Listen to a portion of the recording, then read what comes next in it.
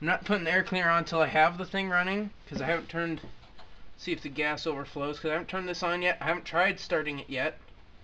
So now the fuel should be on and coming into the carburetor.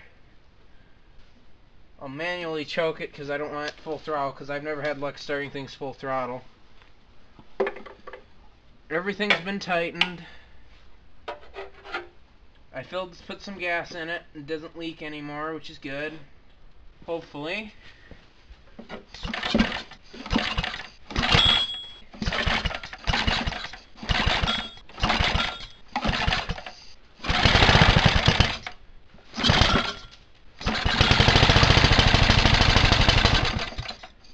Okay, that was chugging, but it fired pretty good there.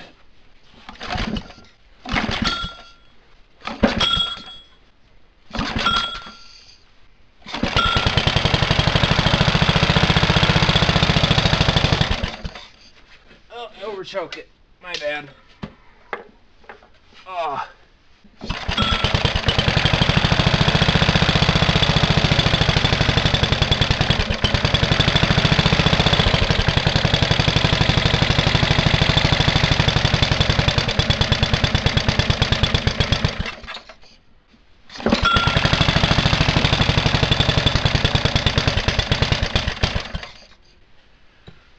Several different things I can do to it, and I'll be cleaning it up too, so I might as well make a part 3 for this. I can say it runs because it did run, so it has the possibility and potential to run, which is good. I'm not sure how much of the camera can see here, but I'll probably show you here before the end of the video. There is just a splatter of oil over here now. Got some mopping up to do after this video. So this is the Clinton, I'm pretty sure I deducted it down to a VS 1100 long life Clinton engine. It will be one of my show engines, because I have real mowers that I'll probably be putting a video up once the snow's gone of those, because I need to get those all tidied up for this year, because you have to have those tended to every year to make sure they're working good, because I actually mow lawn with a few of them just to keep them working good.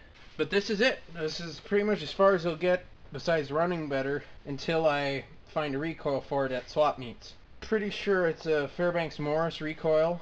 I could be wrong. My tank seems to be not leaking. The carburetor seems to be dripping a little bit, but not bad, which I think I'll tolerate. I might take superfine steel wool to the shroud here, not hitting this, and clean this up a bit, because there's layers of grease and other things on it that I can crumb off with the real fine steel wool. Okay, so we got the engine. It would have been right about there-ish, maybe a little farther over. Actually, yeah, right there. You can see the line. And it just splattered everywhere. It made it about 3 yards out of splattering here. That's just because I accidentally left it sitting on its upside down pretty much for 2 or 3 months. It didn't harm it any, it's just a mess for me. So, I hope you enjoyed this video. If you did, leave a comment, like it, blah blah blah. If you want to see more of it, please subscribe. I guess pressing the bell will keep you notified about me, but if you just kind of want me in your references to look me up later, you just subscribe. You don't have to hit the bell button.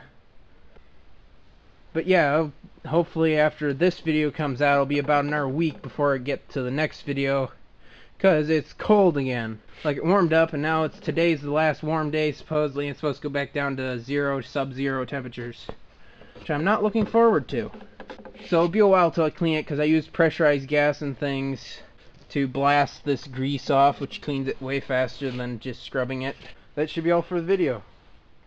Thanks for watching. Hope to see you next time. Bye.